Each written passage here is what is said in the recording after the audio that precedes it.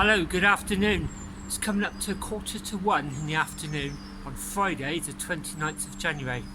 I'm just off on my bike for my daily exercise, doing another little bit of exploring around the outskirts of Bath without ever leaving the BA boundary. As I've said before, I live in BA2. I've just crossed over the river, skirting around the centre of Bath, and I'm now in BA1, and today I'm going to be travelling through BA1, 5, 6, 7, 8 and 9. I'll keep the introduction short because there's a lot to get through on this video. Today I'm going to head up on the left hand side of the old A46. I rode on the right hand side of it recently on my Three Peaks road. I'm going to explore a little bit of the Lambrook Valley, tell you where it starts, where it finishes, and show you two fantastic churches set in the valley. One of them's got a pub inside, I kid you not. Then I'm going to ride up some really brutal climbs, and I mean seriously brutal. I'll show you a tower and tell you who built it and why and when. Then I'll drop back down into the Lambrook Valley and climb up steeply through Tadwick and Upper Tadwick, join the new A46 a few miles before it joins the M4 motorway, and I'll drop back down through St Catherine's Valley. I'll show you a reservoir which feeds a lot of the local community's water needs.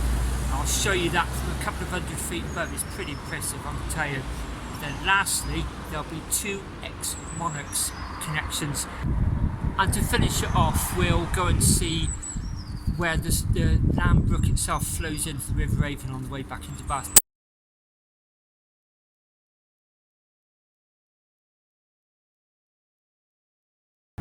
Anyway, up through the community of Larkhall, and then I'm going to join the old A46. Salisbury Hill right in front of us. We're not going to go that far today. This is leaving Larkhall village, heading up to join the old A46. This is called Dead Mill Lane. Sounds a bit ominous. It's nothing compared to some of the hills that will come in later on in this ride. I've just ridden through the village of Larkhall, part of Bath BA16. And I've just joined at the top of Dead Mill Lane the old A46. The new one is behind that tree line there. It's sunken down into a cutting. This one used to be quite narrow, as you can see, bit sort of twisty and windy, and so instead of straightening it out, there's too many houses, they just built a new section there, and then later on this one will just finish as it merges into the new one. That's where I filmed from when I crossed under the new A46 on my Three Peaks ride. Before I get there, I'm going to turn left today down Inox Lane, and that's when we enter the lovely Lambrook Valley. About a quarter of a mile up that hill, you'll see there's a relic from the past, the old A46 sites. As I said, this is no longer designated as the A46. That's over there a few hundred yards. I'm turning down Inox Lane now into the Lambrook Valley, and our first point of interest, apart from the views, is going to be Swainswick Church. I'm now at the far end of Inox Lane, and this is the village of Upper Swainswick. And this is St Mary the Virgin Church.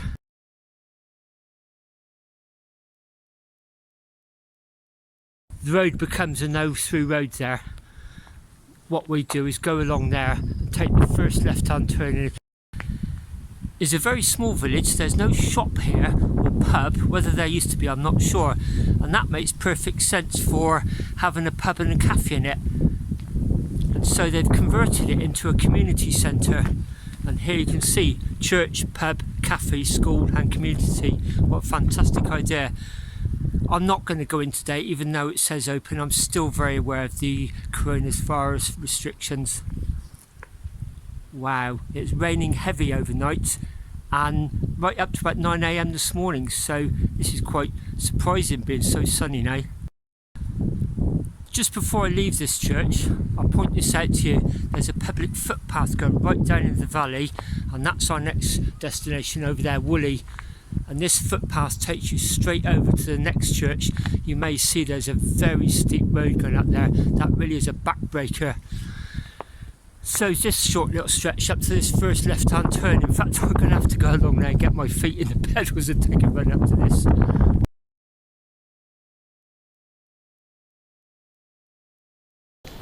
Apologies for the wind noise. but this is well worth sharing. This is the Lambrook Valley opening up. Wow.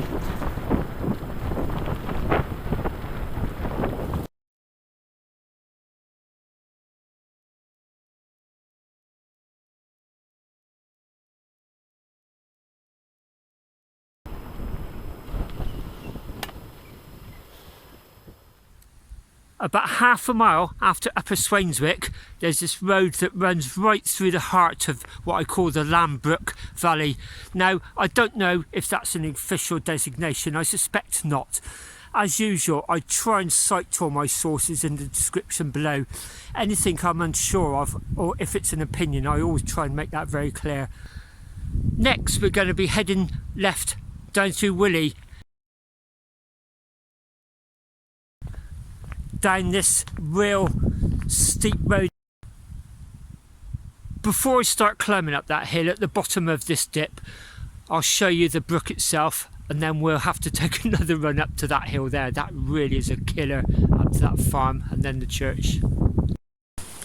Dropping down from that road, I'm right standing over the Lambrook itself, going down a little waterfall by this bridge, and then it flows on that way towards Bath.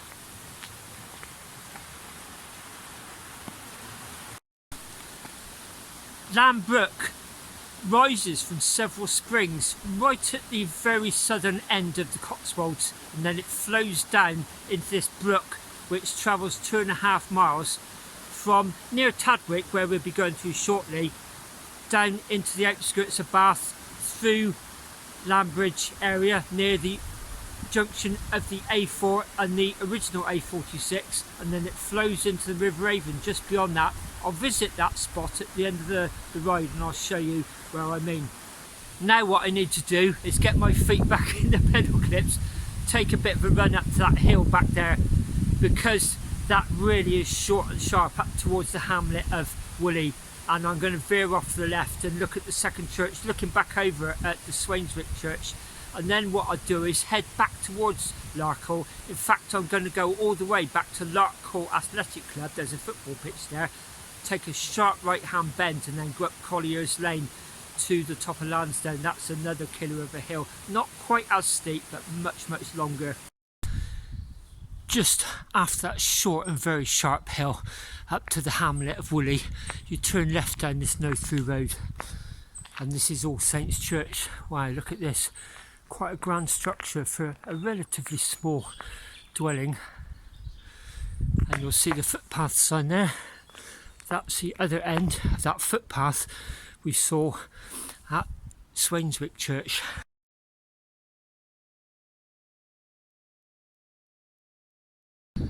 This gives you an idea of the setting. There's the Lambrook Valley up there. Gosh, right on the top of the hill you can see the traffic for the A46 running along. Gosh, makes you realise just how steeply it climbed up out of Bath. And then that's looking back over the way we've just come. Behind those trees would be Swainswick Church and the footpath that runs right up alongside the two churches to emerge there.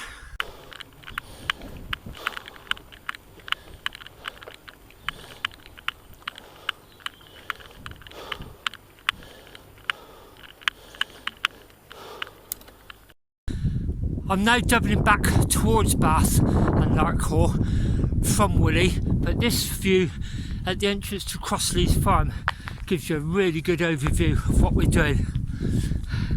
Right in front of us, that very rounded hill there, that's Salisbury Hill. That's looking back towards Bath, and that was Lower Swainswick there. We came along that lane there, Swainswick Church, then we went along towards that house there. Just past it to the left there's a road coming down, and there's the church at Woolley, and I've just rejoined this road now. A mile or so along that road we're almost back in Bath, in fact the outskirts of Larkhall. This is Larkhall Football Club. As this road comes in alongside Larkhall Football Club, you'll get this T-junction. Behind the trees you'll see all the built up area of Fairfield Park going up towards Lansdown. If we turn left here, we would retrace back into Larkhall itself, not far from where I started the video. However, I'm going to go right, and the road carries up to a fork.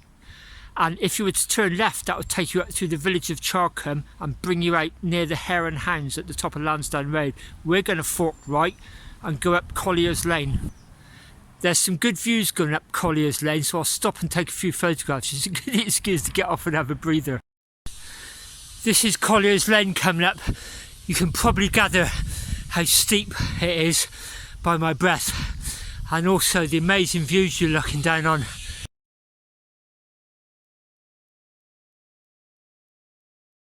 There's all Fairfield where it joins Larkhall, London Road.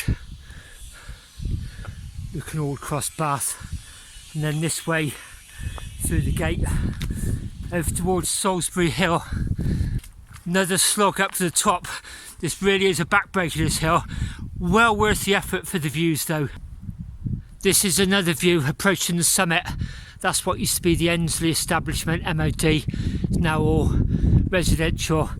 And Lansdown Road would be along there. You can see it starting to drop down towards Bath. That Gothic looking spire there, that is the Royal School Church. Onwards and upwards, nearly there now. Stop and have a breather at the top. Just before we get to the summit, there's a final nasty little kick, goes up through some trees. A good little cue there though is a 20-mile-an-hour sign speed limit, which suggests that we're approaching a built-up area and the levelling out, which is exactly what it is. And looking back over here, once again another really good view of Salisbury Hill in front of us. There's the road going out of Bath. That's the A46 being led up that way, and we'll be joining it right at the summit up near Charmy Down Airfield in about 45 minutes time. Meanwhile, this road sort of peters out just past where that car goes, but it turns left into Granville Road, which will take you through the housing estate to the top of Lansdown Hill, and then we'll turn right there. Before we get to the race course, stop at Beckfords Tower, and I'll tell you a little bit about that.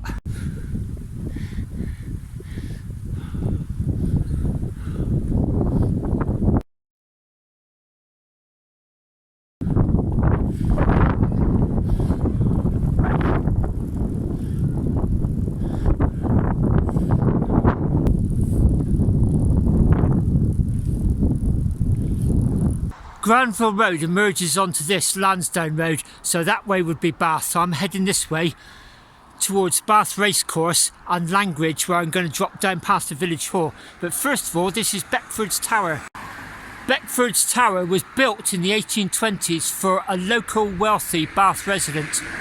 William Beckford lived in Lansdown Crescent, about a mile or so back down the hill, and this was his day room, where he came to do work during the day. I guess these days you'll call it a home office, wouldn't you? It's quite a grand home office though. And the lantern at the top has got some Greek inspiration behind the design. There's much better pictures of it on the internet, so I'll drop one on the screen now.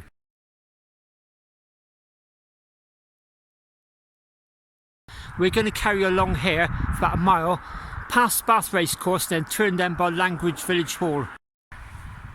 Langridge Village Hall there, I'm going to turn right there and head down through Langridge over to the A46 in the far distance. But I'm just passing Bath Racecourse, which, as you can see, is the COVID-19 vaccination centre.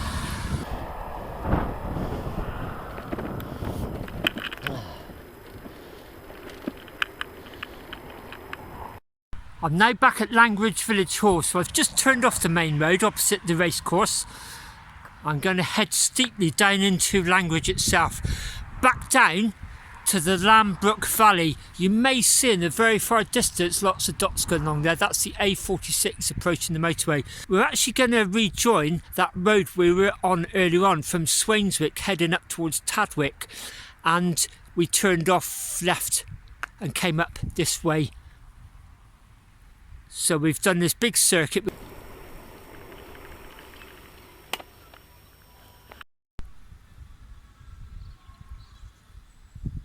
This road is about to start dropping down very steeply, and that's looking back at the Lambrook Valley, and you get these spectacular views, and you really can see lots of traffic running along the top there.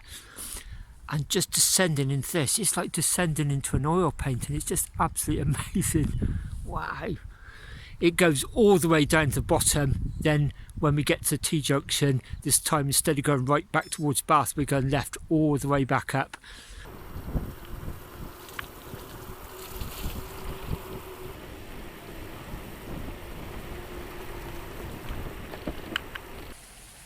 Right at the foot of that hill, back down in the valley, right next to the Lambrook. That house back there is called Water's Meet, so I'm guessing possibly a couple of streams converge here, and then it's flowing towards Bath down that way. There's the junction there, the T-junction. I filmed from there recently. I'd come in from the right, but this time I'm going to head left, back up where that lorry is. And I'm going to take the long climb back up to the A46 to Upper Tadwick. We may see some daffodils up there. Hello! Oh. Cut the mountain bikers going by, they look well muddy, they've been across the fields. Just a few yards along from the Lambrook, we come this junction.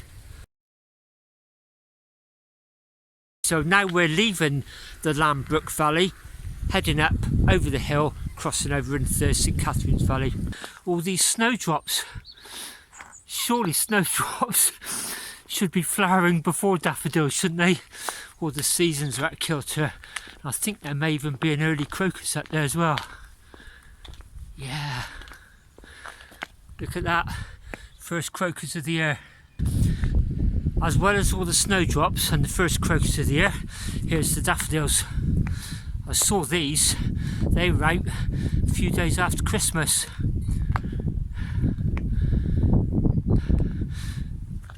Looking back down into the Lambrook Valley, as well as the spring bulbs and the snowdrops and that first crocus, another signal that spring is not too far away is the days are getting really much longer.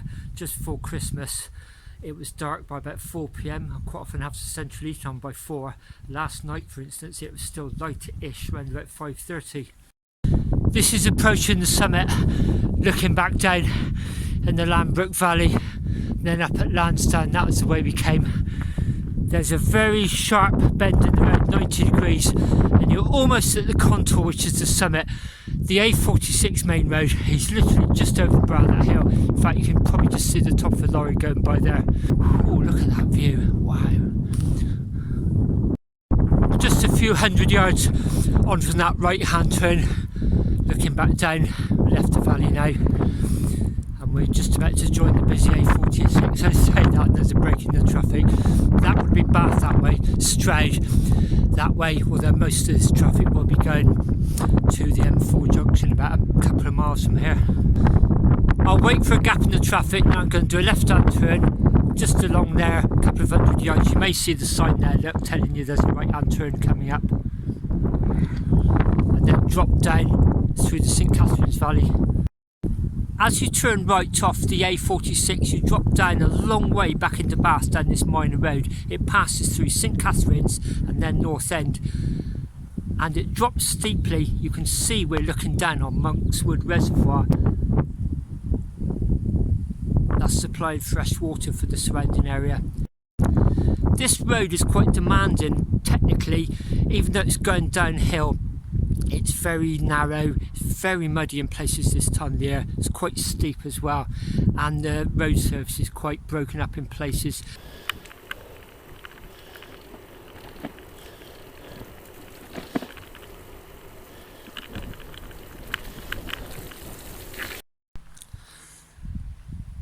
Dropping down through the St Catherine's Valley, you can see the summit where I've come from in a very far distance, so you can see I've lost a lot of altitude. About halfway down now, and there's some roads going off. There's one just before those two guys there chatting. There's a runner and a cyclist, and it goes down there. You may see it snaking up there, and it climbs up steeply through some woods, and it emerges in Marshfield. We're now about a mile further on, right by St Catherine's Court. It's a grand old manor house. the amazing views across the valley.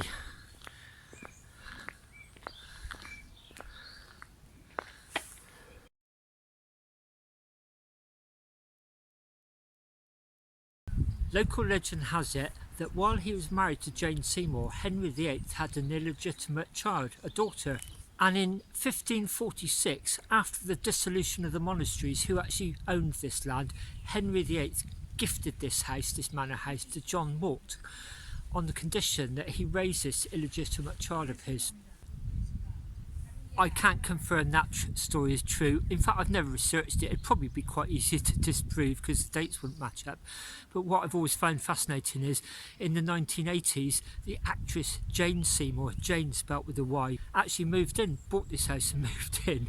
And she spent quite a bit of money and effort renovating it. I think it upset some of the neighbours as well because she hosted events here, so whether she sold for that reason or not I don't know. But Jane Seymour of Henry VIII and the actress Jane Seymour a few hundred years later. Nowadays I believe it's used for functions including weddings. It's a stunning location, you can see. Heading that way towards Bath, about another mile, we'll pass through the village of North End, and that's just before we join the old London road, the A4 heading back into Bath. Just before we get into North End, looking back the way we've come, St Catherine's Valley really gives you an idea of how beautiful it is. It's quite steeply sided. That's leading up to the Fossway, the road that runs along from Bath Easton, climbs up over Bannerdown, heads towards Marshfield and Cullen Airfield. Now down in Lower North End, right at the bottom of the valley. And this is the second point of interest, Victorian postbox VR, you can see. Victorian pillar boxes, not that rare, but they're also not that common, if that makes sense. There's plenty around, if you've just got to look out for them. It's even got a little flap up inside. I'm not going to touch it because of coronavirus. Anyway, the last bit of the ride, I'm going to go down there a few hundred yards and join the main A4 road, the Bath to Chippenham road. You'll see there's a church back there. Just beyond that, the road drops down sharply to Bath Easton. In fact, just before I get there, there's that steep climb up Salisbury Lane where I started my film recently. Just passing Salisbury Lane where I started the video recently, going up there to Salisbury Hill. I've just ridden down from Bath Easton along the A4, and this is the junction for the new A46. You can see how they've really cut into the hillside there to make a much wider road than the old one. And that's it, heading out on the Bath Easton bypass towards Bathampton Meadows. I'm going to go down here, stop a few hundred yards down the road at the junction to the old A46, which you can imagine is much quieter and much smaller nowadays. There's a clue to the Lambrook. Just down there, that traffic light junction, that's the old A46 going up there. Here we are by that really busy junction. And there's the Lambrook passing right underneath the road. So it's come all the way down the edge of the A46. That new block of flats there is even called Lambrook Court, look, in recognition. And just down the end of this rugby pitch, there's the River Avon just past the end of this pitch. Yet again, my daily exercise, so it just shows what's on your doorstep. Yet it feels like I've been out all day. It's all relative, isn't it? It feels like I've been out hours and gone miles, and I haven't even done 20 miles. It really just does show you what you can put into an exercise ride despite the restrictions of lockdown. The traffic's starting to build up now. Luckily, most of my ride into town is on this bus lane, so I'm segregated. It's the start of the rush hour, ready for the weekend. I'm going to say cheerio for now. Look out for each other, take care, stay safe, and I'll see you again. Bye for now.